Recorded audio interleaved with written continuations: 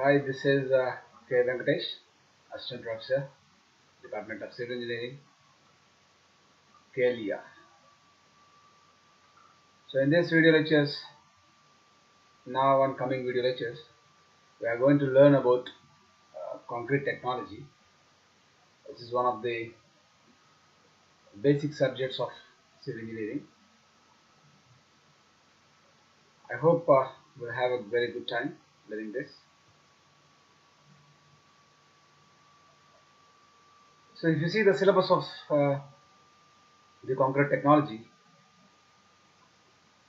it contains total 7 chapters, and this I will see one by one detailing now. The unit 1 is about the introduction to the cement,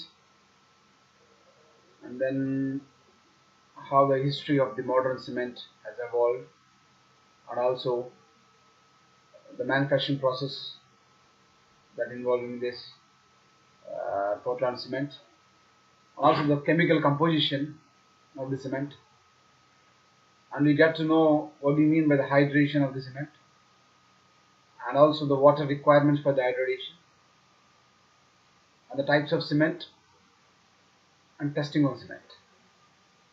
So all these things we are going to learn in unit 1, that is cement. And in unit 2, we are going to learn the aggregates and testing of aggregates. So as you know, what do you mean by aggregates? So in this we will see the classification of the aggregates based on their sizes and shape and also texture. And also further, the classification is based on the strength of the aggregates and also the bulk density and specific gravity of the terms also we are going to discuss in this. And also there are some testing on these aggregates is being done. So what are the tests that generally we do in testing the aggregates? We are going to see in this unit 2. So and also here we will discuss the water, how the water plays a major role in concrete technology, the manufacturing of a concrete. We will see that. That is about unit 2. And if you come to unit 3, this is about fresh concrete. The meaning of fresh concrete is immediately after the concrete is prepared, that is called fresh concrete.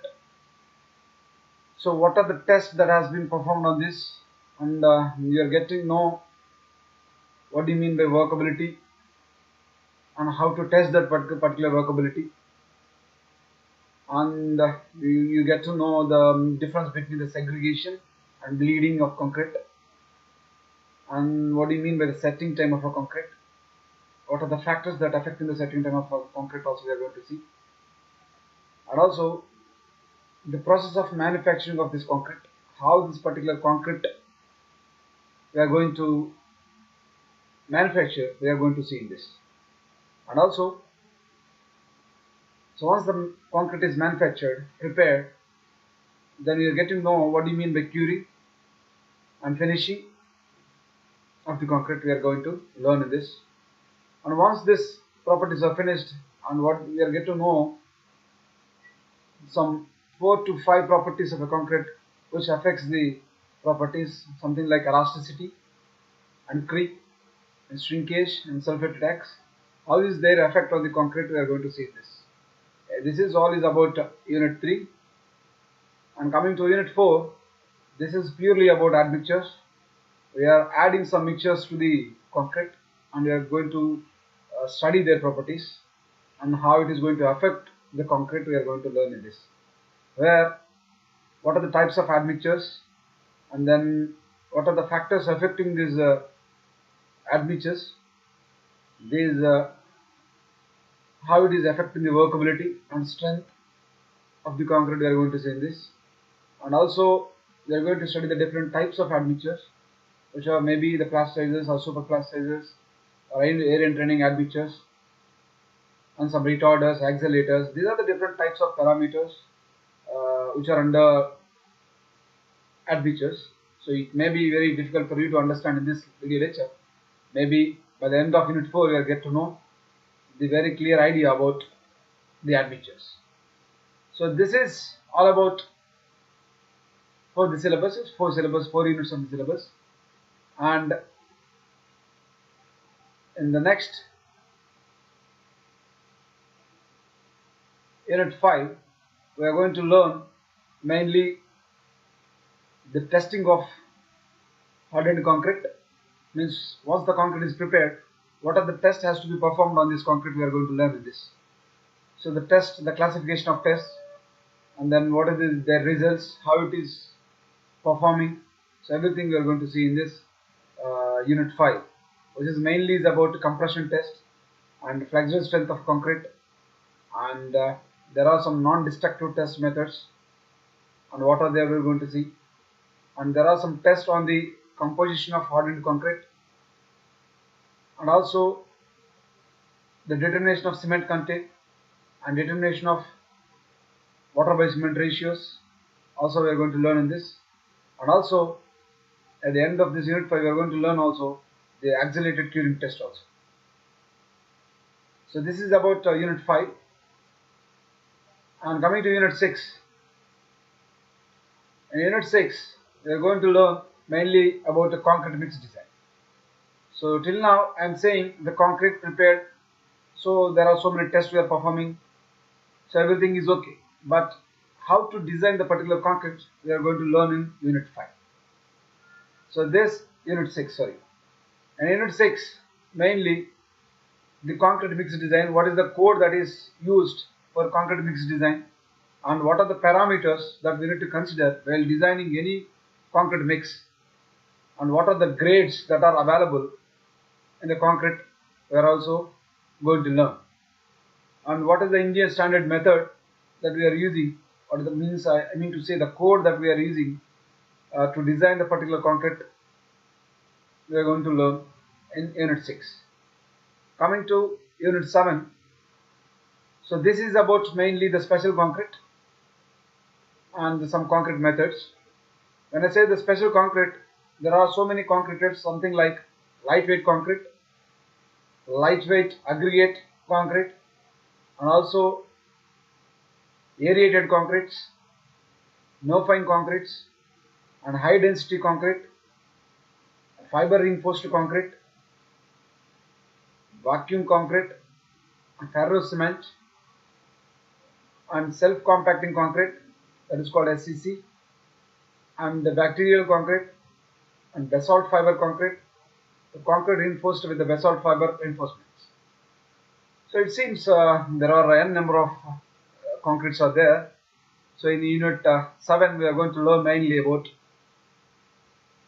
all these types, what are the different types of these concretes and how we need to design. All these things we are going to learn in unit 7.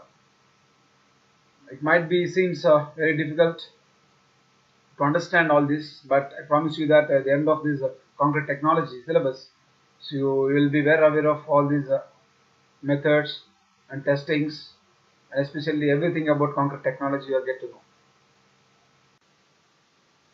So now we are going to see, before entering into chapter 1, first let me give a brief idea about what is concrete and what is this cement. Everything we will see in detail first, and then we will enter into the chapter 1. So here, so the concrete. This concrete is a mixture of cement, water, fine aggregate, and coarse aggregate. So this cement and water and fine aggregate and coarse aggregate all together forms a concrete. So likewise, if there is no coarse aggregate, if there is only cement and water and fine aggregate, if I say the fine aggregate, that is called sand, so it forms a material called mortar. Likewise, if the cement and water only, if there is no fine aggregate, no coarse aggregate, it forms paste. In addition to the cement, water and aggregate, if you add any admixture, it forms. So before entering to the chapter 1, so that is about cement, first let me give a brief introduction about concrete and cement and aggregates, so that you will get a clear idea. So after that we can enter into chapter 1. So now we will see what do you mean by concrete and what do you mean by aggregates and all properties. So first, the basic term, you might have heard of this outside, the concrete. The concrete is nothing but it is a combination of cement, water, and then fine aggregate and coarse aggregate. So all these four materials combined together forms a concrete.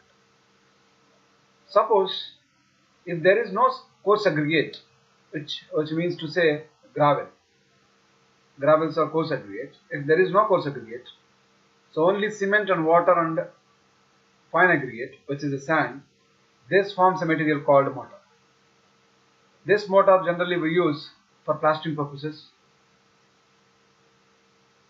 And suppose if there is only cement and water, there is no sand and there is no gravel, means fine aggregate and coarse aggregates are not there, the cement and water combination forms a paste. This is also used for plastering purposes. So there is one more concrete that is called special concrete, where in addition to the normal concrete, for the normal concrete, in addition we are adding some admixtures and some air. This air, how we are going to add this air, we are going to see in the next coming slides, and admixture also. So this main thing is here is a concrete. So this concrete, the strength of this particular concrete, it depends upon all these parameters, mainly the cement, fine aggregate that is sand, and coarse aggregate that is gravel. So the strength of concrete mainly depends on all these parameters. So if you see the constituents is nothing but the materials that we are going to use in the concrete are the cement and water and aggregates. Aggregates are again two types, that is coarse aggregate and fine aggregate. So the cement, why the cement is used?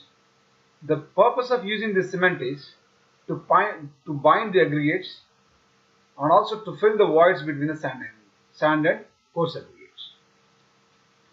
So you just need to find how much amount of cement I need to add such that I can able to fill the gaps between the sand and coarse aggregates, so that it will bind all the materials together. That is the purpose of cement. And if we see the water, this water is added in a concrete to form the chemical reaction. And if the water is added to the cement, it releases some amount of heat, that is called heat of hydration. So minimum requirement of water should be added to the cement so that proper hydration of cement occurs, hence the strength develops. If I add water content less than required, then my heat of hydration will be low, hence the strength of concrete will be reduced. And if the water content that I am going to add to the concrete is in excess, again it is causing a problem, that is the workability of concrete is going to increase more and more, hence the strength is again decreased. So there is some technical terms inside the chemical reaction on the workability, on the heat of hydration. All these terms we are going to learn very detailedly in chapter 1, that is unit 1.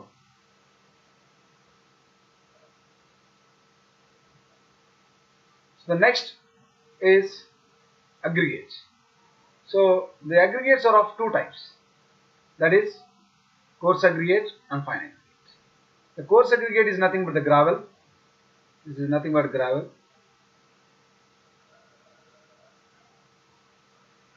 And fine aggregate is nothing but sand.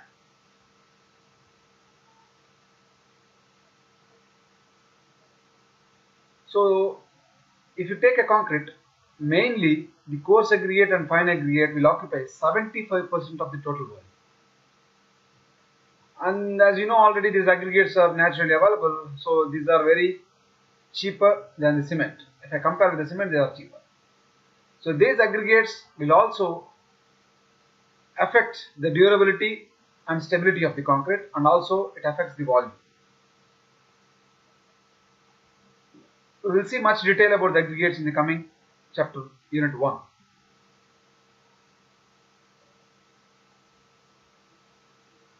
So in slide number 1 concrete, I mentioned air. So why the air is entrapped in a concrete? So this air generally forms whenever there is a loose compaction of the concrete. So the air that entering into the concrete is called entrapped air. So the entrapped air is nothing but the void that present in the concrete due to the insufficient compaction. If I don't do the proper compaction, so there will be some air that is entrained in the concrete, that is called entrapped air. And there is one more type of air that is called entrained air, where this is not about the compaction process. This is about I'm intentionally adding some amount of air to the concrete. How can I add that air? Is through the minute spherical bubbles. I am going to add this air to the concrete, so that this type of concretes are very resistant about freezing and thawing. So the application of this entrained air in a concrete we will see in the coming modules. Now let me give you a brief idea about the admixtures. So the admixtures are nothing but the basic ingredients of the concrete. So where they are mixed with the concrete before or during the mixing of a concrete, so that these admixtures can alter the properties of the concrete. So the main motto of the admixture is to alter some properties of the concrete, so that concrete can be in fresh state or else in hardened state. So the properties that can change using these admixtures are mainly the setting time and workability, or else air entrainment and dispersions. So these properties can be modified using these admixtures. If you see the classification of the admixtures, admixtures are mainly classified into two types. One is mineral admixtures, and then second one is called chemical admixtures. So if you see the mineral admixtures, something like fly ash, silica fume, rice husk, all these are called a mineral admixtures. Likewise, there is a chemical type of admixtures which are plasticizers, superplasticizers, water reducing admixtures, and last one is air entraining agents. So how these mineral admixtures and chemical admixtures are going to alter the properties. The properties can be a setting time, a workability, or strength of concrete. All these properties, how it is going to alter, we are going to see in the coming modules. So there is a limiting value for admixtures to be added to the concrete, which is generally ranges from 0.005 to 2% by the weight of cement. So generally the admixtures proportions are ranges between these values. So because of adding these admixtures, there is not only benefit to the structure, sometimes it causes some disadvantage also. So that is, if the over use of these admixtures have a detrimental effect on the properties of concrete. This happens sometimes if you are adding admixtures more than the required, more than the mentioned limits. If you are adding more amount of admixtures, it causing a detrimental effect on the properties of the concrete. So in this chapter we are going to discuss mainly about early history of the cement and the manufacturing of the cement, how the manufacture is taking place, and the chemical composition and the hydration of the cement and water requirements hydration, the types of cement and testing of cements. So but in this video lecture we are going to cover mainly the early estimate of cement and the manufacturing of cement and chemical composition and hydration of the cement and water requirements. So the last types of cements and then testing of cements we are going to cover in video lecture 2. Now we'll start with the early history of the modern cement. So here the Romans are commonly given the credit for the development of hydraulic cement. So what are the cement that we are using right now is mainly the credit that is need to given to the Romans. So the cement is mainly the combination of the clay and lime. So lime and clay together forms the cement. So this has been used as a cementing material on the construction through many centuries. And Joseph Aspidin, he is the first person took the patent on the Portland cement in the year 1824. He is the guy who introduced the Portland cement and he got the patent on this in 1824.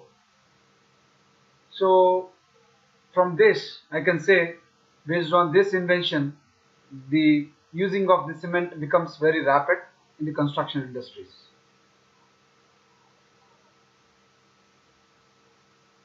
So if you come into the India, in India this Portland cement was first manufactured in the year 1904 near Madras by the South India Industrial Limited. But unfortunately this venture was failed at the first time, but later again the India Cement Co Limited, which is established as Porbandar between 1912 and 13, and this company again produced the Portland cement in year 1914, about 1000 tons, and they succeeded this time. So prior to the manufacturing of the Portland cement in India, so it was imported from UK mainly. So only few reinforced concrete structures were built with the imported cement. That's why this Indian company, Indian Cement Co Limited, so which is established in year 1913, is produced 100 tons of Portland cement. From there the revolution has began, and then now it becomes very huge success. So first of all, you need to know what do you mean by cement, how its chemical composition is going to be in a concrete. We are going to learn. The cement is nothing but a crystalline compound of calcium silicates and other calcium compounds having hydraulic properties. So this manufacturing cement can be from different materials, but there is the calcium silicates and the other calcium components will be common in every cement.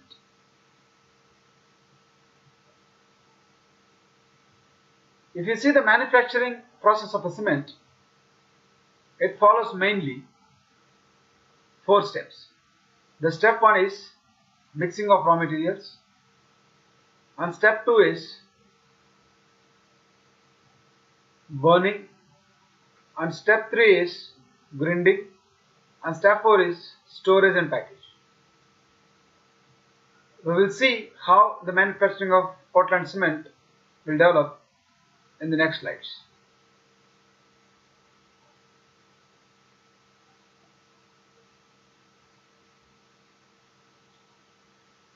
So the first step is the mixing of raw materials. First, what are the raw materials that are used for preparation of the cement resins? The main raw materials that are using in manufacturing of cements are calcium, silicon, iron and aluminium. These minerals are used in different forms as per their availability and will produce the cement. There are 2 types of materials available. One is calcareous materials and then argillaceous materials. This calcareous something is related to calcium and this is something related to silicon or aluminium or iron. So the calcium is a main material that can be produced from any of all these materials. It can be a limestone, it can be a marl or calcite, argonite, or shale, sea cells, or cement kiln dust. So from all these properties, we can get the calcium which is required, which is the essential material for the production of the cement. And if you see the argillaceous materials, which are mainly silicon, aluminium and iron. So this silicon can be get from all these types of materials. It can be clay, marl or sand or shale or fly ash or rice hull ash or a slag. And this aluminium you can get from mainly clay or shale or fly ash or aluminium ore refuse. And there is one more material which is the argillaceous material, that is iron. We will get this iron from clay or iron ore or mill scale or shale or blast furnace. So the combination of all these calcareous and argillaceous materials, which are calcium, silicon and aluminium and then iron, so the manufacturing of cement took place. But the main composition of cement is the limestone and then clay.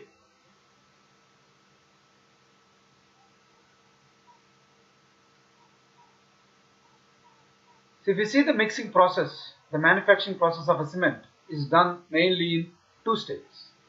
So that is wet process and dry process. Now we will see what do you mean by this wet process and dry process in detail.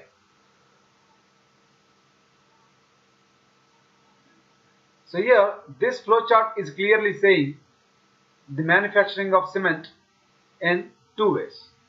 The first one is the dry process. In dry process, so here first the materials that we are using here are limestone, which is a calcareous material, and argillaceous materials, that is a clay. So these two materials we are using, and this limestone is undergoing crushing first, so as clay will also undergo crushing, and the next this crushed limestone is going to the storage bins. So but in clay, after crushing done, so it is subjected to some grinding and then it is going to storage bins. Once the materials, this limestone and this particular clay, is stored in a material boxes, now we need to collect these materials which is stored in the limestone in the required proportion for production of the cement. So I will collect the material from here and also from here in a big tubs. So I will store all these materials in a storage bins. Now these bins will be going to transfer these materials into rotatory kilns. There is a rotatory kilns that are available which started rotating like this. It started rotating. So now this material is going to send in these rotating kilns, where there are two portions are possible here. One is the central portion, lower portions, where the heating of materials will be done. Heating of materials will be done. So hence it forms a clinker. Small nodules sized particles it is going to produce, that is called clinker. So this clinker, which is of 5 to 10 mm size, is undergone grinding again. So while it is going for a grinding, this clinker is subject to the grinding. When it is grinding in a clinker, so heat is going to generate. So to avoid the too much heat production, we are going to add gypsum to the grinding operation, so that this gypsum will act as a cooling agent and it will stop reducing the evolution of heat. Hence there is no setting of the cement takes place. Now what are the formed cement is going for the package, and from there it is going for the distribution. So this is the whole process, which is called a dry process in the manufacturing of the cement. Now if you come into the wet process, where The same process is to be followed in wet process. In addition to the dry process, there is a term called water is going to add it to the system. So where the limestone and clay are to be going for crushing first case, and then after crushing they are subjected to grinding. Once they are grinding, so they are going to store in storage bins separately. So after that, from the storage tanks, the required amount of limestone, required amount of clay is going to add in rotary mills. So where in rotary mills, required amount of water is also added, hence this process is called wet process. Once this limestone and clay are mixed with the water, the slurry forms. This slurry is been sent to rotary kilns where it is subjected to heat. Hence, the small clinker is going to form. This formed clinker is again going to send for grinding operations. Where in the grinding process, again these clinkers produce very much heat. Hence, to stop this heat, the gypsum is going to add to the system. When the gypsum is added to the cement, the setting of the cement will not take place. So once the fine powder that is called cement is formed from this clinker, so it is going for packing and then distribution from it.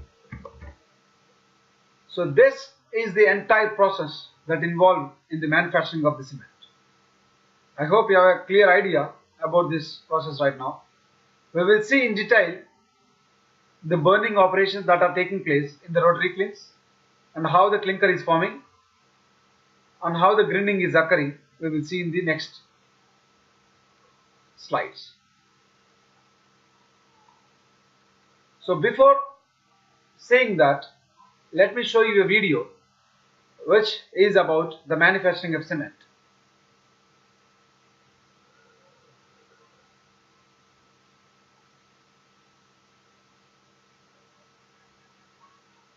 So now this limestone, whatever is available here, that is collected here, and then it is going to primary crusher. From here the crushing is being done. So now the material is through the belt, it is coming here, and again it is crushing here in the secondary crusher. Now it is coming through the belts, and now it is collecting in the limestone boxes. Likewise, the required material will be stored. Now this is the water available here. The required amounts from these materials will come here, and then the water is added here, and what are the formed water is going to send here, and then the slurry is mixed and blended in these operations. Once slurry is mixed and blended, now this is going to be in the storage basins. Once it is reached in the storage basins, now it is going to enter in the kiln. This is called kiln. So in this kilns, it is subject to heating. So where this kiln is subject to rotating and heating, hence the small nodules that are forming here, those are called kilns. Now the formed kilns, these formed kilns now will be sent to the grinding operations again.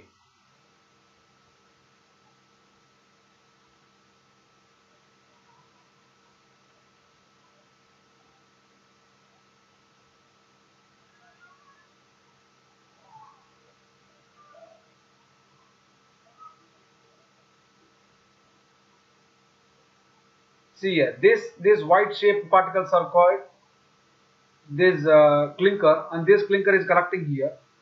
So when this clinker and is subject to grinding operations, it is going to be formed. It is going to form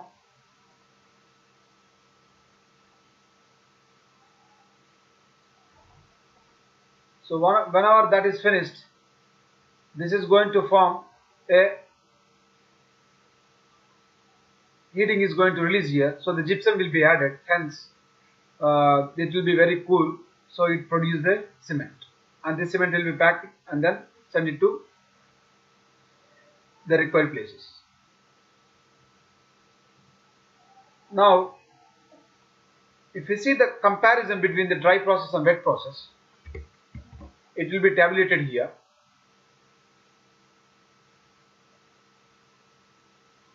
The criteria is mainly the hardness of a material. If you see the hardness of a raw material, in the dry process this is quite hard. In wet process, you can take any type of materials, that doesn't matter. If you see the fuel consumption, in the dry process is very low, in the wet process it is very high. Since the water is involved here, too much amount of fuel consumption takes place. If you see the time of process, so the time of process is very less in dry process, but the wet process where the water is adding, it will take more time.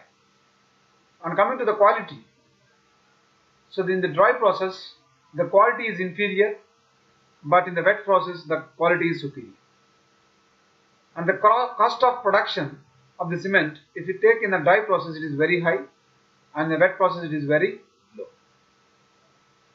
And if we consider the overall cost of the material for production of the cement, using the dry process it is very costly, using wet process it is very cheap.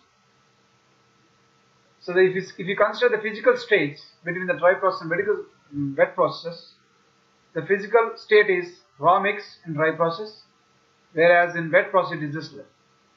So this is giving a clear idea about the differences between the dry process and wet process for the different criteria. Now, so once the mixing of materials is completed, the next step is burning of materials. So where the limestone and the clay, which is crushed and grind, are collected in storage bins. From there it is sent to the rotary kilns where the heating is done. That is called the burning of materials. In burning of materials, so I am using a rotary kilns to carry out the burning process. So this rotary kiln is having two parts. One is called central part and second one is called lower part. In central part, which is also called calcination zone, the temperature is about 1000 degrees centigrade, where the decomposition of the limestone takes place. So when the limestone is decomposed, the remaining materials is in the form of small lumps, which is called as the nodules.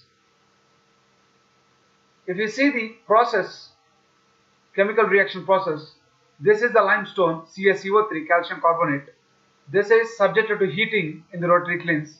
This is the heating operations will be done here. So it forms calcium oxide and it will release the carbon dioxide. So this is the process that is happening in the central portion. Whereas in lower part of the clinker, which is called the clinker zone, the temperature is between 1500 to 1700 degrees Celsius, where the lime and clay react each other and it will produce the calcium aluminates and calcium silicates. This calcium aluminates and silicates fuse together again and forms the small and hard stones which are called clinker. Now this clinker is going to grinding and then forms the fine powder that is called cement. And the size of this clinker varies from 5 to 10 mm. See, whatever the calcium carbonate that is released, so in the first portion, the central part of the clinker, now it is reacting with silicon dioxide and it forms dicalcium silicates. And again, if this calcium carbonate is reacted with silicon dioxide again, so it forms tricalcium silicates.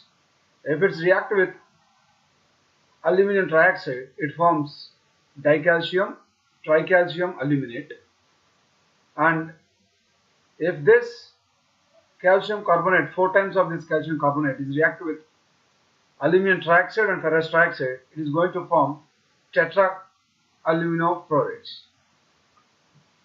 So whatever these dicalcium silicates or as tricalcium silicates and tricalcium aluminates, sorry, this is not C2A, this is C3A, that is tricalcium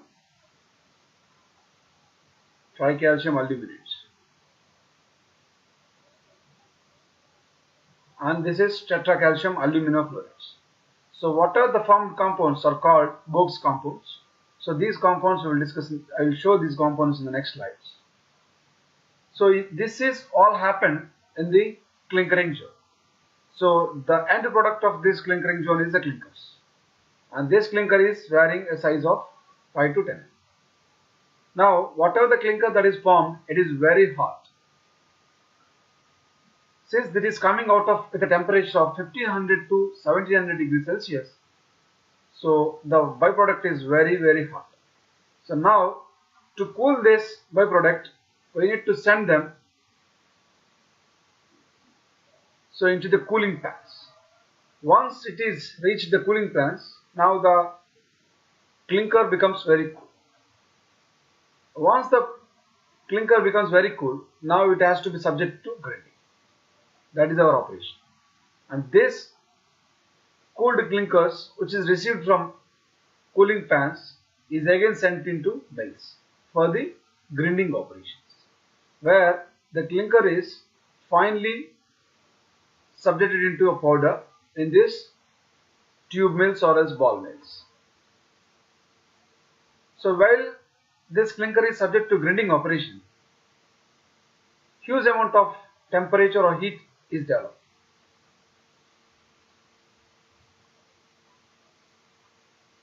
So that because of the high heat of hydration, it sets very fast. Cement sets very fast. To avoid the setting of the cement, we need to add some retarding agent that is called a gypsum. The gypsum is added about 2 to 3% as a retarding agent during the final grinding, so that we can stop setting of cement.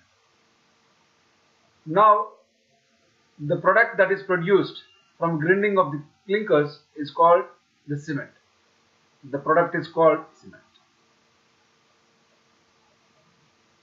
So once the cement is produced, now we will store it in a bags, we will pack it, and we will send it to the required places.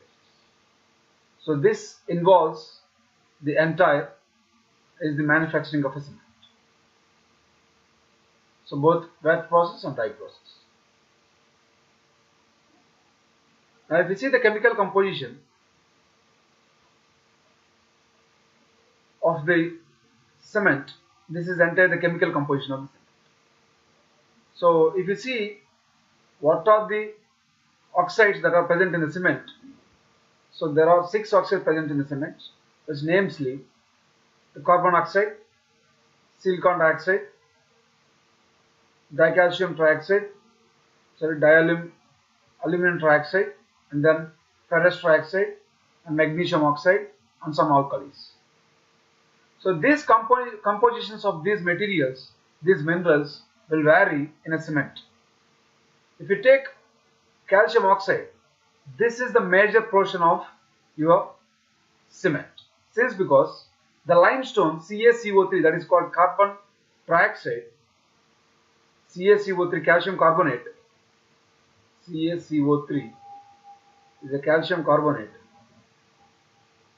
So this divides as a CaO and plus carbon dioxide. That CO is called calcium oxide, which is the major portion of the cement, which is 60 to 65%. This is the main mineral that controls the strength and soundness of a cement. We will get to know what do you mean by soundness in the next video lecture. And the next is silicon dioxide, where it is 16 to 25% of the cement is silicon dioxide. So this is aggregates material where it gives the strength to the material, strength to the cement. And if the silicon dioxide is more than this required percentage, it causes the slow setting of a cement. It takes the cement to set more time. And next is aluminum trioxide. their percentage is 3 to 8 percentage. So as the aluminum causes very heat, so it's responsible for quick setting of a cement. If the percentage is greater than 3 to 8 percentage, so it is going to cause lower strength to the cement. And the next least composition is ferrous trioxide, which is about 2 to 4 percentage, and this gives the color and fusion of different ingredients at high temperature. And then the last one is magnesium oxide and alkalis, which are very negligible percentage, 1 to 3 percentage. So it imparts the color and hardness to the cement. So among all these materials, if you see the chemical composition of the cement, the main constituent in a cement is calcium oxide, which is about 60 to 65 percentage. And then next follows silicon dioxide, and the next follows aluminum trioxide, and then next ferrous trioxide, and then magnesium oxide, and then alkalis. This is the composition of a cement. Next, we have already discussed about the Box compounds, which are called calcium dicalcium silicates, and tricalcium aluminates, and then tricalcium silicates and tricalcium tetracalcium aluminofluorides. So these are called Box compounds. The first one is tricalcium silicates. So this composition is about 45% in the cement, and this is the one which is mainly responsible for early strength of concrete. So the C2S is mainly responsible for early strength of concrete. So where because of the C3S inside the cement, it causes more heat of oxidation, which is about 120 kilocalories, 120 calories per grams. And the next one is dicalcium silicates, which is C2S. Their composition varies up to 25% in a cement, and this causes the lateral strength to the concrete after 7 days. And this produces very less heat of oxidation, which is about 60 calories per gram. And the next one is tricalcium aluminates, which is about 11% in the cement, and this is the one which is causing the initial strength to the cement. Why? Because this tricalcium aluminates produce a very heavy heat of hydration, which is about 320 calories per gram. That is the reason why it causes a very initial strength to the cement. And the last one is tetracalcium fluorides, aluminofluorides, which is about 9% of the cement. So which is responsible for resistance of this cement against the sulfate attacks. So this is the chemical composition and Box compounds of the cement. So in the next we will see what do you mean by the hydration of a cement. So in this slide we will see the hydration of cement. The hydration of cement is a chemical reaction that takes place between cement and water. Whenever the water is added to the cement, the chemical reaction that took place. So that is called hydration of cement. And this reaction between cement and water is a exothermic type of reaction. So hence the amount of heat that delivers out of this chemical reaction, this liberation of heat is called the heat of hydration. So the heat is generating whenever the water is added to the cement is mainly because the solution, the reaction of the solution of aluminates and sulfates, that is, I can say C3A and C3S. So this curve is showing the ascending curve peak of A is showing that. The next, whenever the gypsum is added to this chemical reaction, so it cools down the reaction such that temperature drops down, so it looks like the descending curve of E. This shows the descending curve of E. Now, the next evolution of heat is mainly because of the formation of ettringite, and also maybe because of reaction between the C3S also. That's why the curves goes up again.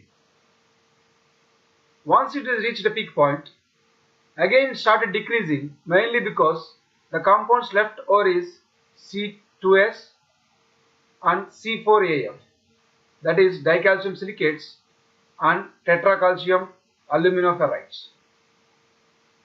So because of these elements, now the temperature drops down. So this entire process is called the hydration of a cement, which is the sole reason for developing the strength of concrete.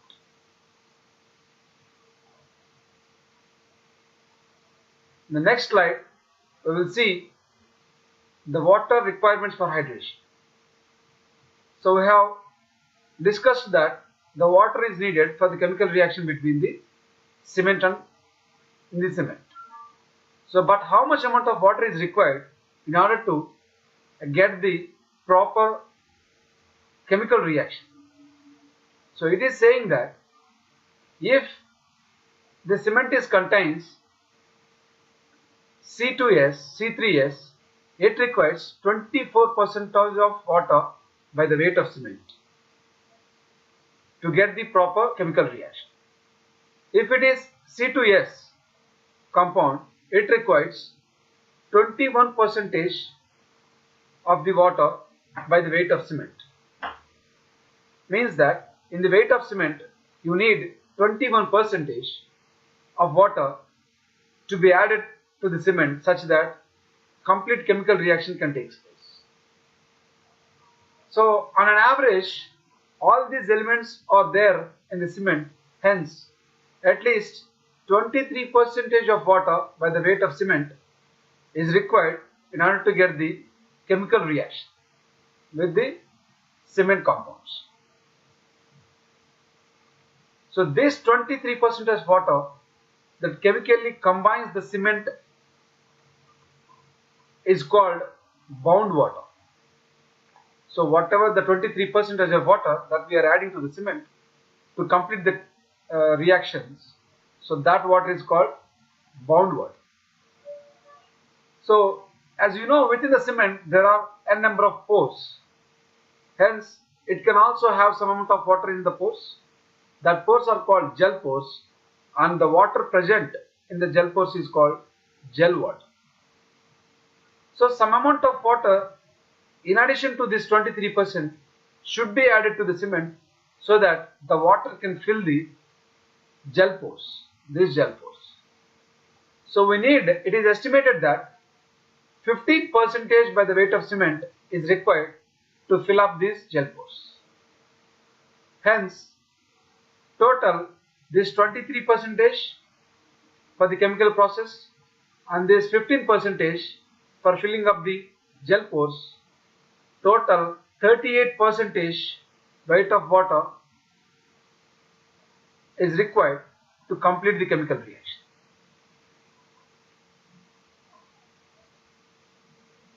So if more than 38% of water is used, then whatever the excess water will cause the undesirable capillary cavities in the cement.